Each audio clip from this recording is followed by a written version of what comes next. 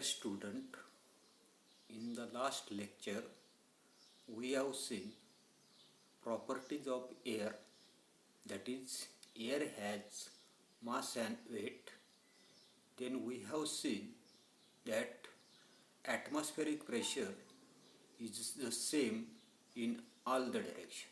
Then next, when there is when there exists a difference in the air pressure at two different places, the air starts flowing from the place of higher pressure to the lower pressure. त्यानंतर आपण त्या ठिकाणी असंही पाहिले की सर्वसाधारणपणे त्या ठिकाणी असणारे जे काही हवेचा असणारा जो काही दाब जो आहे, जी दोन ठिकाणच्या हवेतल्या दाबामध्ये ज्यावेळेला त्या ठिकाणी फरक पडतो तेव्हा हवा जी आहे तर ती हवा काय होताना दिसते, जास्त दाबाच्या ठिकाणापासून कमी दाब असलेल्या ठिकाणी त्या ठिकाणी काय होताना दिसते, वाहू लागताना दिसते. At such time we feel a breeze or a wind blowing. अशा वेळेला आपल्याला त्या ठिकाणी वारा जो आहे तर तो वारा सुटल्याची असण्याची काही जाणीव जी आहे तर ती जाणीव त्या ठिकाणी होताना दिसते. Thus winds are an effect of the difference in the air pressure. म्हणजेच हवेचा असणारा जो काही दाब जो आहे तर त्या दाबात पडलेला जो काही फरकाचा जो काही परिणाम जो आहे तर तो परिणाम म्हणजे त्या ठिकाणी वाहणारे जे काही वारे जे आहेत तर ते वारे त्या ठिकाणी होईल. You will learn more about this in the lesson called wind in geography. याविषयीची अधिकची असणारी काही माहिती जी आहे तर ती माहिती तुम्हाला भूगोलाचे वारे हा जो काही पाठ जो आहे तर त्या पाठामध्ये त्या ठिकाणी आपण घेणार आहोत. त्याच्यानंतर पुढची ॲक्टिव्हिटी आपल्याला दिलेली की ट्राय धिस, करून पहा. काय सांगितलंय, take ice cubes in a glass up to 3/4 of its height. या ठिकाणी असणारा काही ग्लास जो आहे तर त्या ग्लासामध्ये असणारे जे काही बर्फाचे असणारे जे काही खडे जे आहेत तर ते बर्फाचे खडे 3/4 त्या ठिकाणी घ्यायचे. आकृती जी आहे तर त्या आकृतीमध्ये आपल्याला त्या ठिकाणी दाखवलेले तर तशा पद्धतीची सर्वसाधारणपणे पाऊण ग्लास त्या ठिकाणी त्या बर्फांच्या खड्यांचं त्या ठिकाणी भरेल अशा पद्धतीचे असणारे काही बर्फाचे असणारे काही खडे जे आहेत तर ते खडे त्या ठिकाणी पाऊण उंचीपर्यंत त्या ग्लासामध्ये त्या ठिकाणी आपण घेतलेले. नाव observe what happens, how did the water droplets appears on the outside of the glass. त्यानंतर आपल्याला त्या ठिकाणी निरीक्षण जे आहे तर ते निरीक्षण त्या ठिकाणी करायचे आणि ग्लासाच्या बाहेर पाणी कसं आलं किंवा त्या ठिकाणी ग्लासाच्या बाहेर असणारे जे काही दवबिंदू जे आहेत वॉटर ड्रॉपलेट्स जे आहेत तर ते वॉटर ड्रॉपलेट्स त्या ठिकाणी कशा पद्धतीने त्या ठिकाणी जमा झालेले आहेत तर ते आपल्याला त्या ठिकाणी पाहायचे.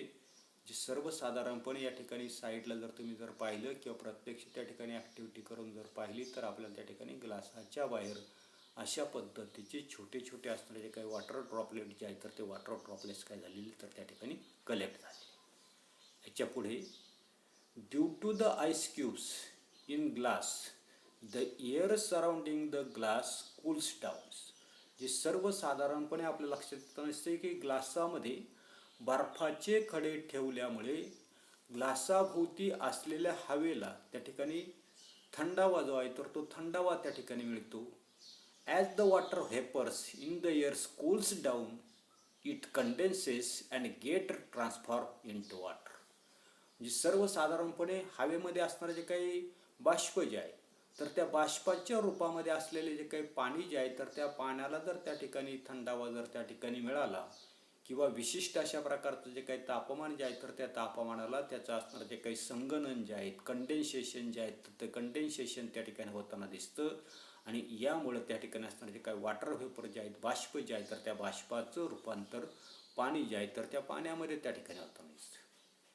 It is this water that collects on the outer surface of the glass.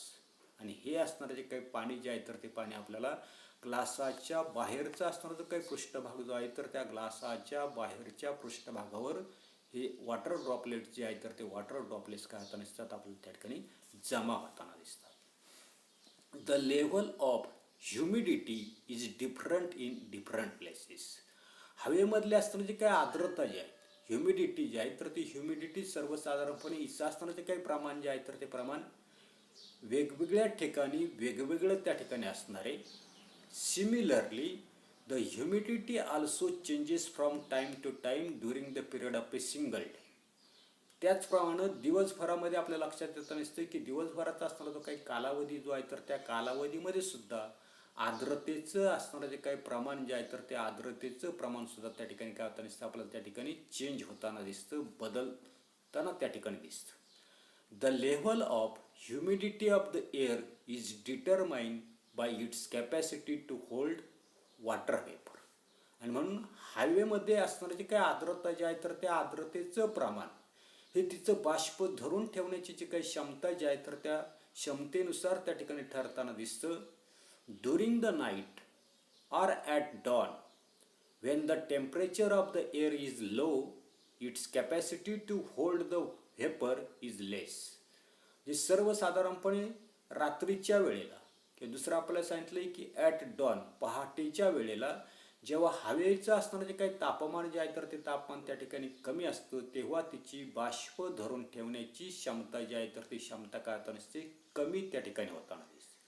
At such time the excess vapor is transformed into water droplet आणि this is what we call dew. म्हणजे अशा वेळेला हवेमध्ये असणारे जे काही जास्तीचं जे काही बाष्प जे आहे तर त्या बाष्पाचं त्या ठिकाणी पाण्याचे असणारे जे काही थेंब जे आहे तर त्या थेंबांमध्येच त्या ठिकाणी रूपांतर होताना दिसतं. आणि यालाच आपण त्या ठिकाणी दवबिंदू त्या ठिकाणी म्हणतो किंवा त्याला त्या ठिकाणी दव जे आहे तर ते दव त्या ठिकाणी पडलं असं त्या ठिकाणी आपण म्हणतो.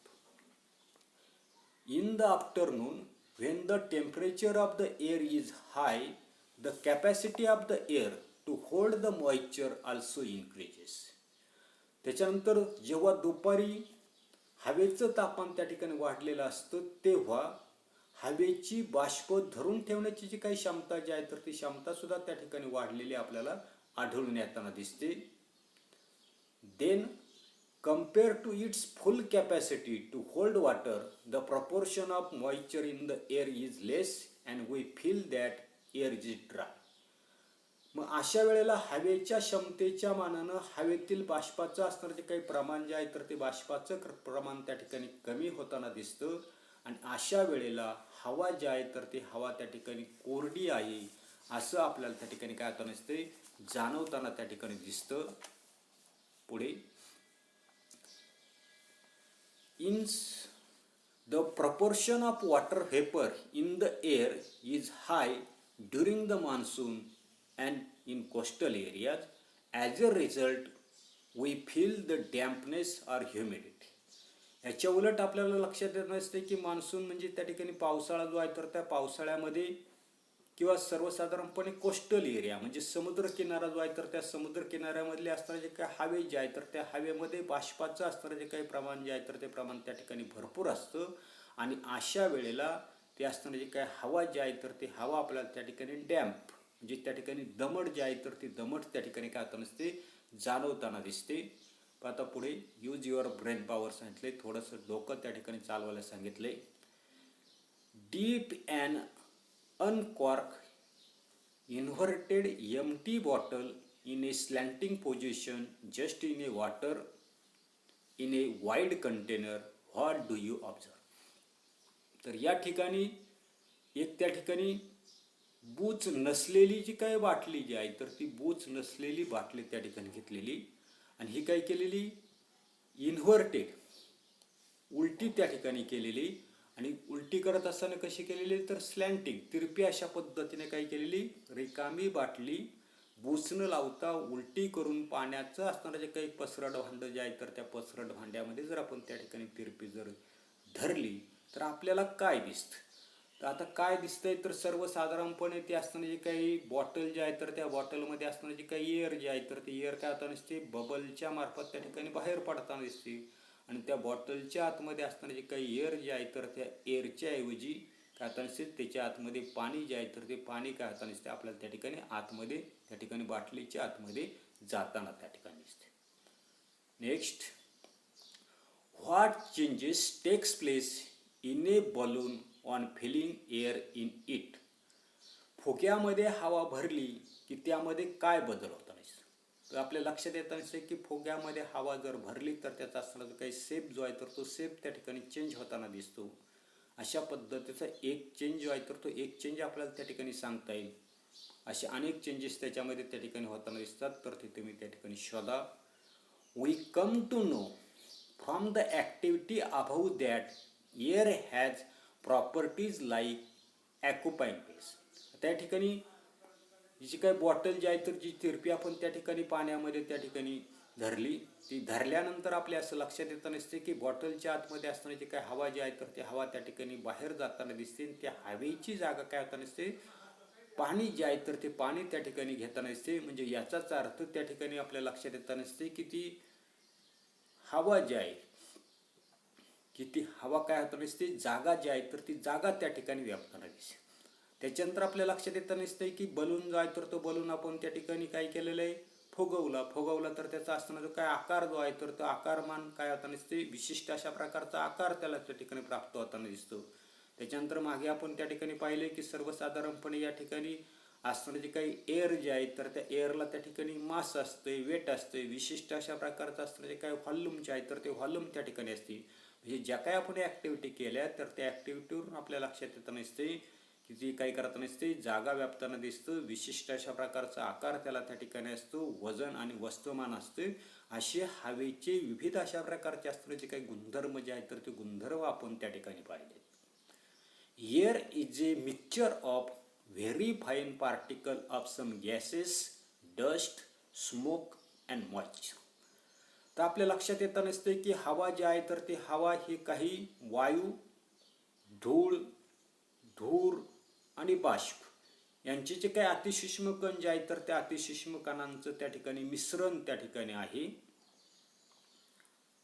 When rays of light falls on these minute particles, the particles spread the light in all the direction. This natural phenomenon is called scattering of light.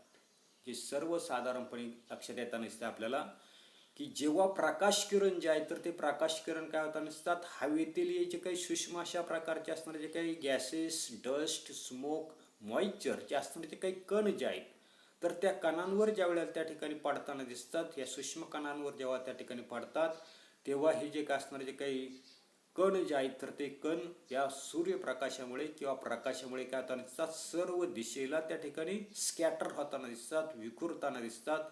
आणि हा जो काय अशा पद्धतीचा असणारा जो काही नॅचरल अशा प्रकारचा जो काही फिनॉमिनॉन जे आहेत, जी घटना ज्या आहेत तर त्या घटनेलाच आपण काय म्हणताना दिसतो, सर्वसाधारणपणे या ठिकाणी हा जो काही नॅचरल अशा प्रकारचा फिनॉमिनॉन जो आहे, नैसर्गिक अशा प्रकारची जी काही घटना जी आहे तर त्या घटनेलाच आपण काय म्हणताना दिसतोय, तर त्या ठिकाणी प्रकाश जे आहे तर त्या प्रकाशाचं विकिरण त्या ठिकाणी म्हणताना दिसतात. याची अधिकची माहिती आपण वरचे जे काही वर्ग जे आहेत तर त्या वर्गामध्ये त्या ठिकाणी घेणार आहोत. या तासाला एवढाच भाग आपण त्या ठिकाणी पाहू. धन्यवाद.